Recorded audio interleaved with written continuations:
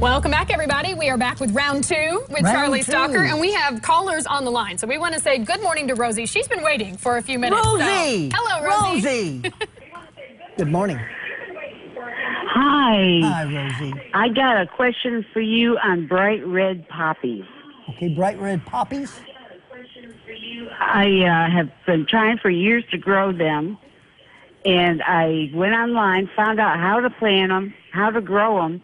But my question is, at the end of the season, do I cut these plants down or just leave them the way they are? Okay, you're talking about poppies.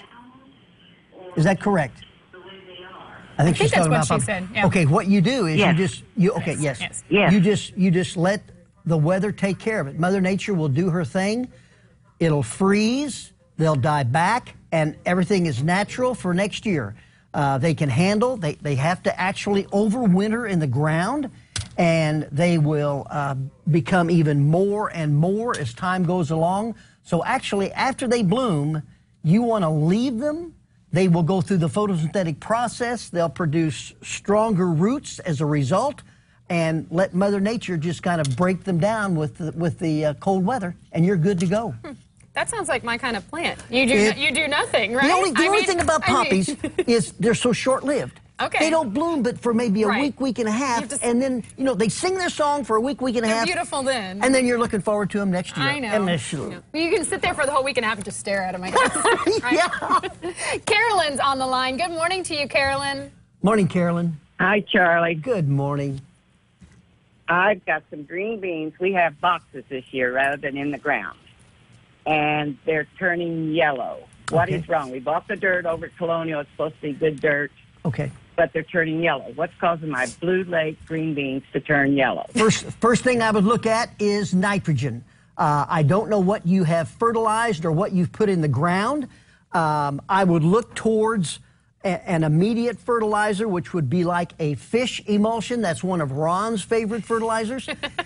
And a liquid type fertilizer, and that would be the first thing I look at. Other than that, they yellow because there's too much water in the ground. And I don't know, along with the rain that we've had of late, I don't know if that's made a difference or not. But the first avenue of attack would be put fish emulsion down, or just a 5-5-5 or a 10-10-10 fertilizer, and see where you go with that. And if that doesn't work, get back with me, and we'll just keep talking about it on Hey Garden Guide Charlie Stalker on our Facebook page. Yep. So we'll try that first. So yeah, yes. Fish emulsion. All right. Good luck to you, Carolyn. And now we have Janet on the phone. Good morning, Janet. Morning, Janet. Good luck to Good you, morning. Carolyn. And now we have Janet on the phone. Good morning, Janet. Good morning. Hi, Charlie. Good morning. I have a 15-year-old problem. Okay. I have a beautiful Hydrangea Bush. Uh-huh. It's a beautiful bush. Yeah. But it will only get 1 or 2 blooms on it a year. Okay. What's wrong with it? Here's what I would do.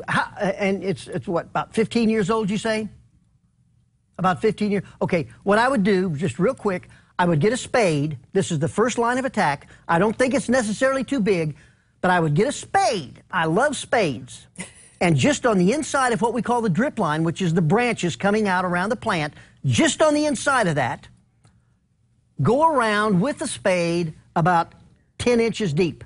Now you're gonna cut some roots, and that's good. You're shocking the plant, and then you're gonna put Epsom salts, about 1 cup to 2 cups of Epsom salts in that crevice that you've made, and water it in. Many times, the shock of cutting the roots along with the magnesium sulfate, which is Epsom salts, will force the plant to bloom. And it's best if it has morning sun and then shade in the afternoon. So just bear that in mind. And a little more water on a regular basis. Those are the things that we encourage people to do to get their hydrangeas to bloom. Lots of hydrangea questions today. I bet we're going to start seeing them just all over the tri-state blooming after this morning. A lot of people have questions about them. You've had a lot of tomato questions. I'm not going to touch tomato leaf curl. Why are the tomatoes not blooming? I'm going to talk about those on my Hey Garden Guide Charlie Stalker Facebook, the Facebook page. Yes. And then also we're going and looking at Magnolia grandifloras, the golden rain tree, which is extremely popular in New Harmony. and a gooseberry plant. You're doing all this week? That's all going to be on our Hey Garden Guide Charlie Stocker Facebook page. Perfect. We will check that out. All right. Thank you again, as always, and we will see you again, all obviously, next Monday. Ron's going to have a final check of your weather when we come back. You're watching WEHT Local Lifestyles. We'll see you after this.